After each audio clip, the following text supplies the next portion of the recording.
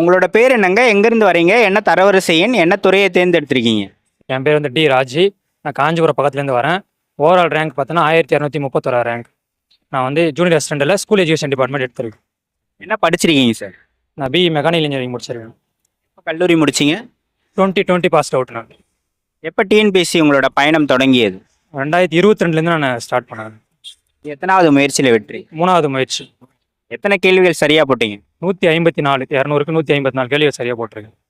முதல் 2 முயற்சிகளில் நம்ம என்ன தவறு பண்ணோம் அப்படின்னு நினைக்கிறீங்க?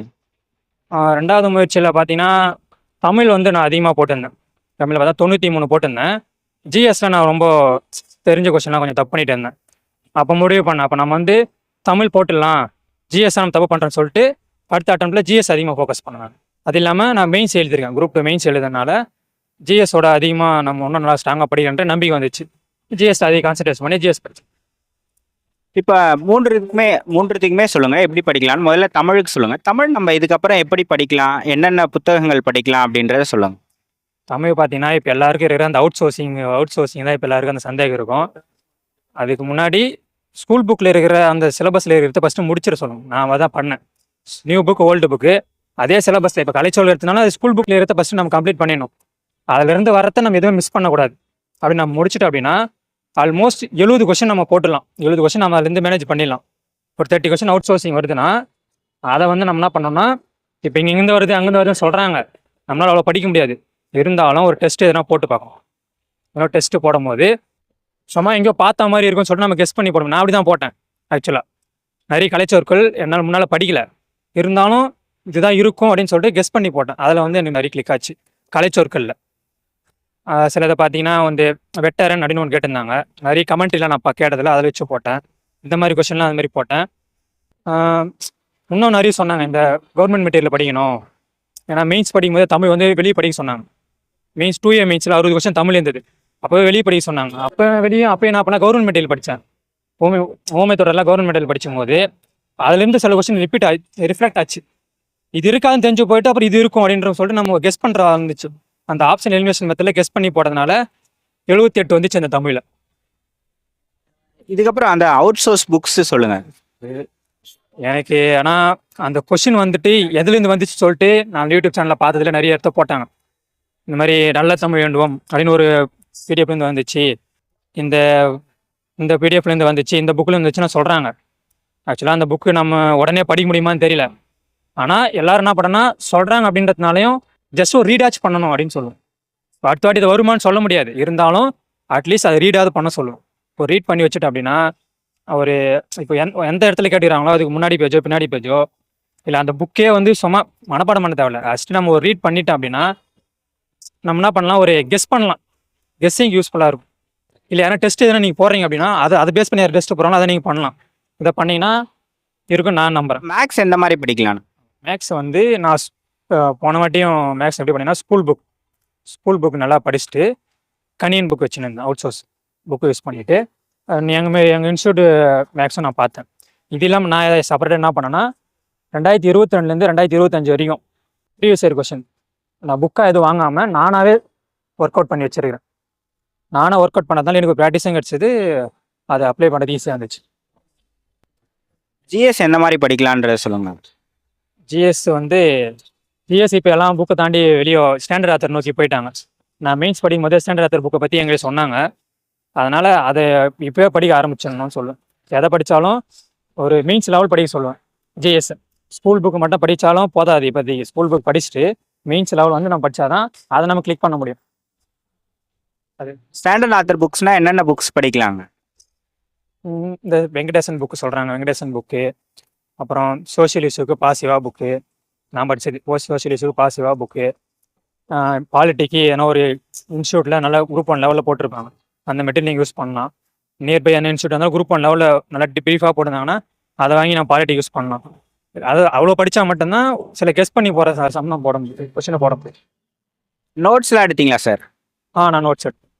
ஏன்னா லாஸ்ட் இயர் வந்து நோட்ஸ் எடுக்காதனால நான் மிஸ் பண்ணதுனால இந்த வருஷம் நான் நோட்ஸ் எடுத்தேன். இப்போ நோட்ஸ் எடுக்கணும் அப்படின்னு சொல்கிறாங்க. ஏன்னா எப்படி எடுக்கிறது? இப்போ ஒருத்தர்லாம் என்ன கேட்டிருந்தாங்கன்னா, எல்லாமே எனக்கு வந்து இம்பார்ட்டண்ட்டாக தெரியுது, அப்போ நான் எத்தனாவது ரீட் பண்ணிட்டு நோட்ஸ் எடுக்கணும் அப்படின்ற மாதிரி கேட்டாங்க. நோட்ஸை பொறுத்த வரைக்கும் என்னென்னா, ஒரு பாடம் படிக்கிறேன் அப்படின்னா அது எவ்வளோ ஷார்ட்டாக முடிக்கின்றது தான் நோட்ஸு. ஒரு பாடம் படிக்கும்போது எல்லாமே நம்மளுக்கு ஞாபகம் இருக்காது. சிலது மட்டும் தான் மறந்து போகும். இந்த மறந்து போகிறத மட்டும்தான் நோட்ஸ் எடுக்கணும். எத்தனை முறை படித்தாலும் இப்போ காந்தி பிறந்த ஊர்லாம் எப்பவுமே ஞாபகம் இருக்கும், காந்தி பிறந்த வருஷம் ஞாபகம் இருக்கும். அதை நம்ம நோட்ஸ் எடுக்கக்கூடாது. இந்த பாடம் எடுக்கும்போது இந்த வருஷம் மட்டும் மறக்குது அப்படின்னா அதை மட்டும் நோட்ஸ் எடுத்துக்கணும். ரிவிஷன் பண்ணும்போது அதை மட்டும் படிச்சுட்டு போனோன்னா இன்னும் ஈஸியாக இருக்கும். அதான் நோட்ஸ் எடுத்தேன். உங்களோட ரிவிஷன் மெத்தட் பற்றி சொல்லுங்கள். சிலபஸ் வைஸ் தான் நான் ரிவிஷன் பண்ணேன், புக் வைஸ் பண்ணலை. ஒரு சிலபஸில் ஒரு லைன் எடுத்துகிட்டு நான் நோட்ஸ் எடுத்து வச்சுருப்பேன். இந்த அந்த நோட்ஸ் வந்து நல்லா ரீட் பண்ணிட்டு ஒரு டெஸ்ட் போட்டு பார்த்தா இப்போ இந்த சிலபஸில் இந்த லைன் நான் முடிச்சிட்டோம் அப்படின்னு ஒரு சாட்டிஸ்ஃபேக்ஷன் வந்துடும். அது பேஸ் பண்ணி டெஸ்ட் போட்டுருவோம். எக்ஸாம் ஹாலில் என்னென்ன மிஸ்டேக்ஸ்லாம் பண்ணக்கூடாதுன்றத சொல்லுங்கள். எக்ஸாம் ஹாலில் வந்து உள்ள நுழையும் போதே வந்து இப்படி வரும் அப்படி வரும்னு கெஸ்டே பண்ண முடியாமல் எப்படி வந்தாலும் சமாளிக்கலான்ற மைண்ட் செட் மட்டும் இருந்தால் போதும். இப்போ தமிழ் பார்த்தோன்னே எல்லாருக்கும் டஃப் மாதிரி தெரிஞ்சுது. பார்த்த உடனே தமிழ் டஃப்னு சொல்லிட்டு தேங்கி நிற்காம தள்ளி விட்டுட்டு அடுத்து நம்ம வேறு எதனா ஈஸியாக எதாவது தூக்கி போனோன்னே ஜிஎஸ்சி ஒரு போடுற மாதிரி இருந்துச்சா, நான் அது ஃபோக்கஸ் பண்ணி ஜிஎஸ் போட்டேன். இந்த மாதிரி எது ஈஸியாக இருந்ததோ அதை நோக்கி போயிட்டு டஃப்பாக எடுத்து லாஸ்ட்டாக வந்து பண்ணோன்னா ஒரு நமக்கு மேனேஜ் பண்ணிடலாம். இப்போ ஒரு மொபைல் டிஸ்ட்ராக்ஷன் உங்களுக்கு இருந்ததுங்களா? இருந்துச்சு. ஐபிஎல்லாம் கூட பார்த்துட்டு தான் இருந்தேன். ஒரு டிஸ்ட்ராக்ஷன் கம்பல்சரி இருந்தது. ஆனால் இருக்கக்கூடாதுன்னுவாங்க, கம்பல்சரி இருக்கக்கூடாது. நீங்கள் மொபைல் யூஸ் பண்ணலாம், சேனல் வீடியோ நிறைய, நான் யூடியூப்பில் நிறைய சேனல் பார்த்தா நிறைய படித்தேன். நிறைய சேனல் பார்க்கலாம், எல்லாம் பண்ணலாம். ஒரு மைண்டு ரிலாக்ஸேஷனுக்கு ஒரு சாங் பார்க்குறது அந்த மாதிரி பார்க்கலாமா கண்டி.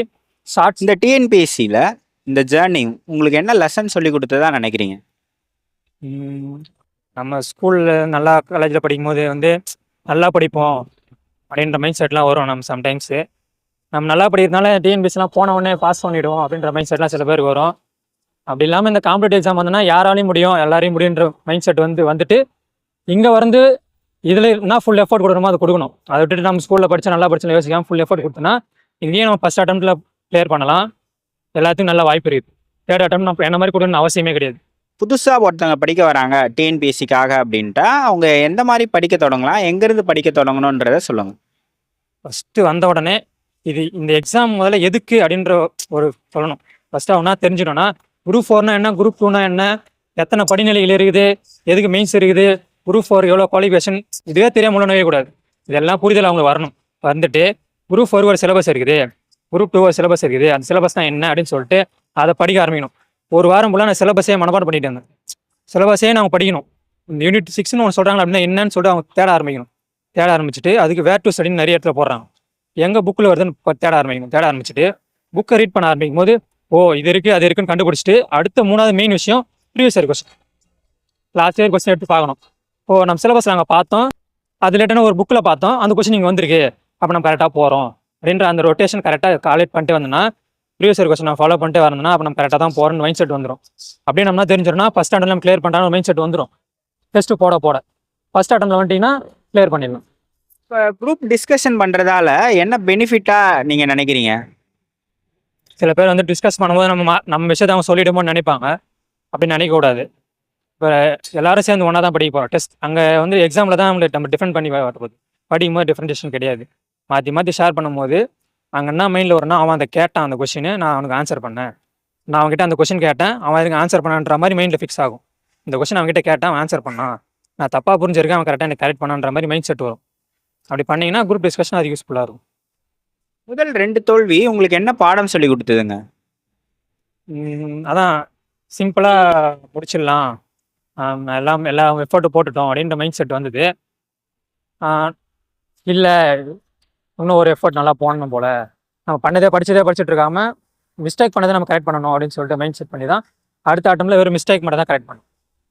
ஃபேமிலியிலலாம் சப்போர்ட் பண்ணாங்களா படிக்கிறதுக்கு? இல்லை, ஃபஸ்ட்டு 2 இதில் நானே போய் ரூம் எடுத்து தங்கி நானே வெளியே வேலைக்கு போயிட்டு அந்த மாதிரி படிச்சுருந்தேன். லாஸ்ட் அட்டம்ப்ட்டு மட்டும் போதும் அப்படின்ற மாதிரி சொன்னாங்க. இருந்தாலும் பரவாயில்ல, கொஞ்சம் ஃப்ரெண்ட்ஸ் சர்க்கிள்லாம் காசு கொடுத்து இந்த ஒரு அட்டம்ப்ட் நீ போடு, கண்டிப்பாக நீ பாஸ் பண்ணுற அப்படின்னு சொன்னாங்க. ஃப்ரெண்ட்ஸ் எல்லாருமே காசு கொடுத்து அவங்க எனக்கு மோட்டிவேட் பண்ணி அவங்கள ஹெல்ப் பண்ணாங்க. இந்த ஜேர்னியில் யாருக்கு நீங்கள் நன்றி சொல்லணும்னு நினைக்கிறீங்க? ஃபஸ்ட்டு வீட்டில் வந்து ஒத்துக்கினாங்க. இன்ஜினியரிங் முடிச்சுட்டு இந்த எக்ஸாம் போகிறேன்னு சொன்னோன்னே அதை பற்றி அவங்களுக்கு தெரியலனாலும் ஓகே நீ படி அப்படின்னு ஒரு எஃபோர்ட் பண்ணாங்க. அதாவது ஸ்கூல் காலேஜில் சப்போர்ட் பண்ணலாம், இதுக்கும் சப்போர்ட் பண்ணாங்க. என் பேரண்ட்ஸுக்கு ஃபஸ்ட் ஹெல்ப்பு. செகண்ட் வந்து நான் உள்ள நுழைஞ்சவொடனே என் கைட் பண்ணதே என் ஃப்ரெண்டு வருதான். அவன் வந்து அவங்க டிஎன்பிஎஸ்சி படிக்கலனாலும் இந்த மாதிரி காம்படிஷன் படி நான் அவனுக்கு ஃபினான்ஷியலாகவும் எல்லாம் சப்போர்ட் பண்ணுறேன்னு ஒரு ஃப்ரெண்டு ஹெல்ப் பண்ணான். அந்த மாதிரி ஃப்ரெண்ட்ஸுங்க கூட படிக்கிறவங்க எல்லாருமே சப்போர்ட் பண்ணாங்க. கிளாஸ் போனதில் கிளாஸ்லேயும் நிறைய பேர் சப்போர்ட் பண்ணாங்க.